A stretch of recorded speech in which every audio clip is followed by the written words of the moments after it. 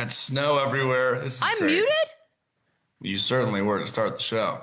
Well, probably some people preferred that. But oh well, I'm not muted now. So we're going to start this bad boy with some fun from last night. Man, Draymond has these phases in life, right? So we got Warriors, we got the Magic. It's a big win for Golden State. 120-97. Steph with 26, Jimmy Butler with 21, Paolo Banchero finishes with 21, 12, and 7. But that's all fine and good. It's the Draymond situation.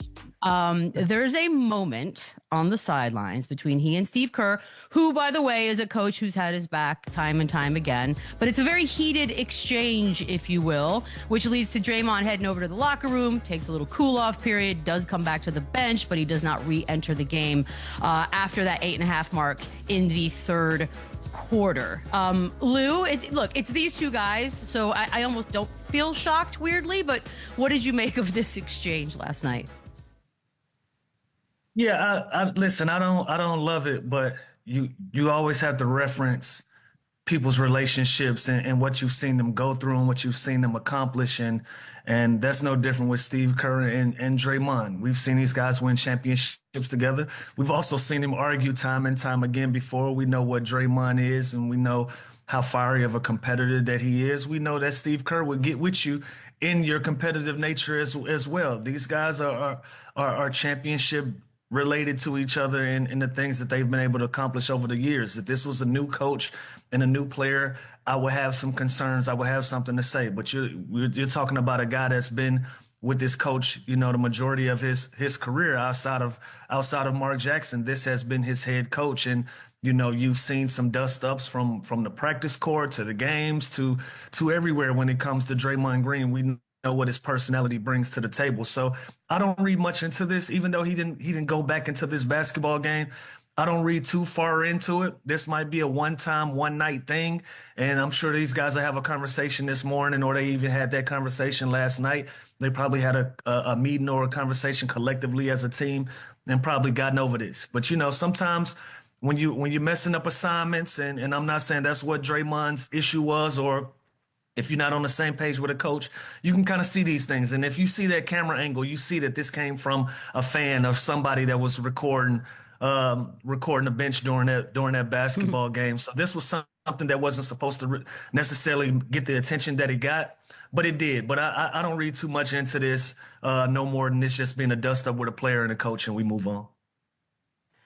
Yeah, I think if this was anybody else other than Draymond Green, this is probably national news, right? And it's still picking up and it's still getting a lot of attention, but this is just something that has happened often. This is two guys that respect each other, that have won at the highest level with each other. And it's two passionate guys that, again, like Lou just said, this isn't, I don't think this is an issue. This is just in the heat of the moment, which happens all the time. And this never would have even surfaced if the fan wasn't videoing. But I don't think there's anything here, obviously, with the history of Draymond Green, and we don't want anything to be, that detrimental to the team.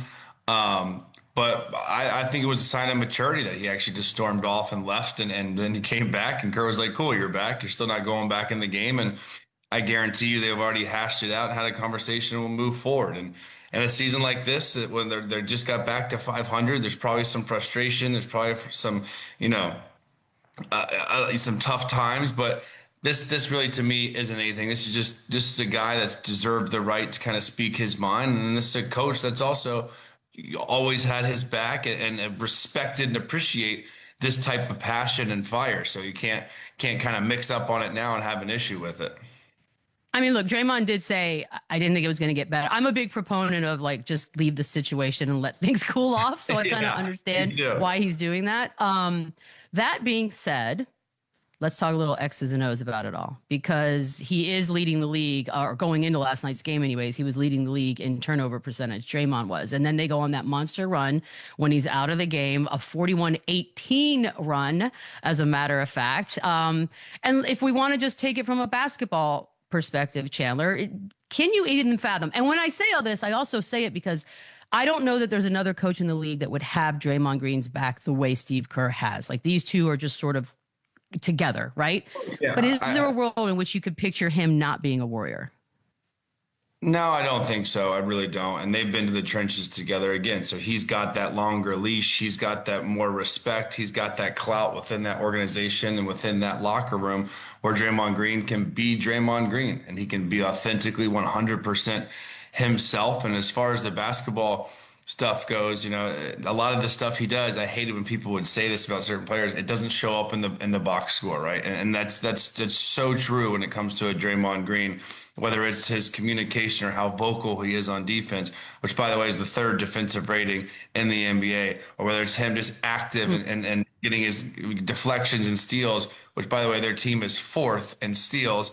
And then the way he kind of plays within that offense and dribble handoffs and finds the backdoor cutters, and they're eighth in assists. So I feel like all three things that Draymond Green does really, really well and does elite has kept this team, this 500 team, in the top five and in top 10 statistically. And it's pretty much all his strength. So he's not going to average 25 points a game. He's not a guy that you're going to actually, look to score, although he's capable, but he does all these little things. He pushes guys, he challenges guys, he's a leader, and he does all the other stuff that Steve Kerr, like I said, has backed his entire career. So it's weird to shine a light on it now that it would be a negative thing or that he wouldn't have his back. I just think this was an emotional game, an emotional play. Two fiery guys kind of went at it, and I guarantee you they shook hands, laughed about it, and they'll move on next game. I mean, you say it's emotional, but a game ago with Colin Gillespie, he had that moment. He's just, I don't know. There's a lot that comes with him, which makes me sometimes think, and I know people in the chat right now are like, oh, we'd love to see him get traded. All right. I know. I know. But is there a market? Like, if you're another team, would you love to bring Draymond Green on board? Like, what do you think that market even looks like?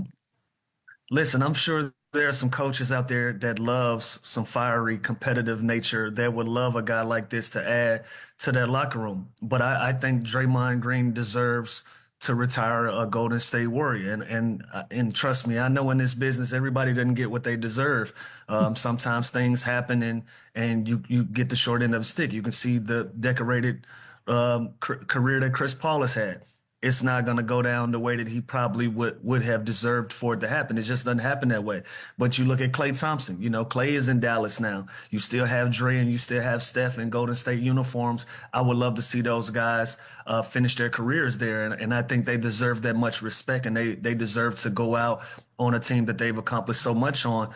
But when you have some of these situations and you look around the league, I'm sure there's some coaches that got some young locker rooms. They might even consider their locker room soft or might not be as tough as they would like their team to be. And they would die to get a guy like Draymond Green there, and they would take everything that comes with that. So again, we know what his personality is, but we also knows the intangibles and the small things that he brings to the table that get you over the hump, that can get you over the edge of being a team that needs toughness and that needs somebody that knows how to run an offense and that knows how to anchor you on the defensive end as well. So sometimes when a guy has so much value on the basketball court, some of the antics or some of the things that may come out in the public that may not have the greatest of optics, you'll take that chance on a guy like Draymond Green. But and also on the flip side, the grass isn't always greener either. Like Draymond Green is going to be a first ballot Hall of Famer playing in that system, playing with Steph Curry, winning those championships, and it was a perfect fit. There are so many guys like I always bring up Marshawn Brooks. This guy was one of the coldest, best scorers, best practice players, best one-on-one players I had ever seen during my career. And he didn't stick. He didn't last. He never found that system. He never found that coach that believed him. He never found that kind of that team situation where they won and he was a pivotal part. And he stuck, and he never stuck, and he ended up overseas in Europe and China. And Draymond Green is a great player. Draymond Green is a versatile player. He's one of the best defenders of all time, and that a lot of that has to do with the fit of the Golden State Warriors and what he brought to that team and what they brought to him. So when you start talking about him trading and going somewhere, or getting traded and going somewhere else, I don't ever see that happening. I mean, look how it panned out even with Klay, who is the second best shooter of all time. And he's still at this point, at this age of his career, he's struggling a bit in Dallas. He's not on a winning team, and you're not, talking about him more now in a negative light. And I want to see that happen to Draymond Green. we also know Clay's going to end up back in Golden State. Like that's inevitable. I feel it's like that would make yeah, sense. it's totally happening. So the win last night for the Warriors put them back at 500, 5-5 in their last 10, and they're in the 8th seed at the moment. Chandler and I know Steve Kerr brought up the fact that that's all fine and good, but the goal coming in was top 4, and that remains the goal.